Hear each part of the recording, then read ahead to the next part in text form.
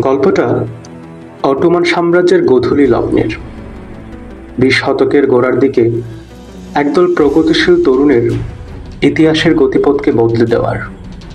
গল্পটা তরুণ তুর্কিদের। ক্যালেন্ডারের পাতায় তখন 1876 সাল। 3 মহাদেশ বিস্তৃত অটোমান সাম্রাজ্যের সুলতান দ্বিতীয় আব্দুল হামিদ। শাসক হিসেবে তার যাত্রা শুরু গণতন্ত্রকে হাতিয়ার করেই, কিন্তু শাসনের 2 বছর না পেরোতেই বাতিল করেন 1876 সালের সংবিধান, স্থগিত করেন সংসদ। গণতন্ত্রের পালে পুরোপুরি হাওয়া লাগার আগেই অটোমান সাম্রাজ্য আবারও ডুবে যায় রাজতন্ত্রের গভীর তিমিরে। সুলতান দ্বিতীয় আব্দুল হামিদ বিরোধী মত দমনে সর্বশক্তি নিয়ে সোচ্চার হন।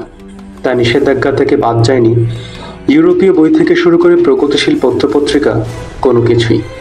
স্বৈরাচারের বিরুদ্ধে দাঁড়ানো প্রতিটি প্রতিবাদী কণ্ঠকে বাধ্য করেন দেশ ত্যাগে। তার লেলিয়ে দেওয়া শত সহস্র গুপ্তচর ভীত সন্ত্রস্ত করে তোলে সাধারণ অভিজাত সবাইকে।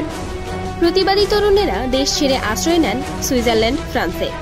গণতন্ত্র পুনরুদ্ধারের ব্রত নিয়ে জেনেভায় গড়ে তোলেন committee of union and progress. ব্যাপক প্রচারে জনমত গড়ে তোলেন হামিদ প্রশাসন থেকে থার্ড আর্মি কোর সব জায়গায়। 1908 সালের জুলাই মাস, তালাত পাশা, অ্যানভার পাশা প্রমুখের নেতৃত্বে স্যালোনিকাতে জোর হতে থাকে তরুণ তুর্কিরা। তুর্কি জাতি, ইসলাম ধর্ম ও পাশ্চাত্য সভ্যতা, এই স্লোগানকে সামনে রেখে বিশাল বাহিনী নিয়ে তারা রাজধানী ইস্তাম্বুলের উদ্দেশ্যে শুরু করে যাত্রা। পথে পথে তাদের অসাম্প্রদায়িক মতাদর্শে উদ্বুদ্ধ হয়ে যোগ দিতে থাকে মানুষ। ফলশ্রুতিতে দীর্ঘদিন ধরে চলমান তরুণ তুর্কি আন্দোলন রূপ নেয় তরুণ তুর্কি বিপ্লবে।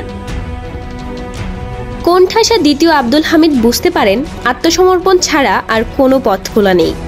বিনা রক্তপাতেই তিনি সংবিধান ও সংসদ পুনর্বহালের ঘোষণা দেন। তাতেও শেষ রক্ষা হয় না। এক পর্যায়ে তাকে সিংহাসন থেকে সরিয়ে পঞ্চম মোহাম্মদকে ক্ষমতায় বসায় তরুণ তুর্কিরা। এতে করে প্রায়োগিক দিক দিয়ে ক্ষমতা চলে যায় তরুণ তুর্কিদের হাতে। বিপ্লব সংগঠনে দক্ষতার পরিচয় দিলেও শাসক হিসেবে তরুণ তুর্কিরা ছিলেন একেবারেই অনভিজ্ঞ।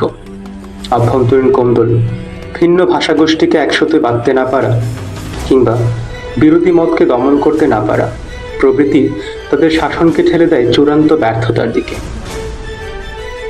তরুণ তুর্কি বিপ্লবের প্রভাব অটোমান সাম্রাজ্যের সীমানা ছাপিয়ে ছড়িয়ে পড়ে পার্শ্ববর্তী প্রতিবেশী দেশগুলোতেও। অটোমান সাম্রাজ্যের বিভিন্ন অংশ স্বাধীনতা ঘোষণা করে। বলকান যুদ্ধের পর বলকান দেশগুলো তুর্কি থেকে দূরে সরে যেতে থাকে। প্রথম বিশ্বযুদ্ধে তুর্কি পরিণত হয় জার্মানির শত্রুতে।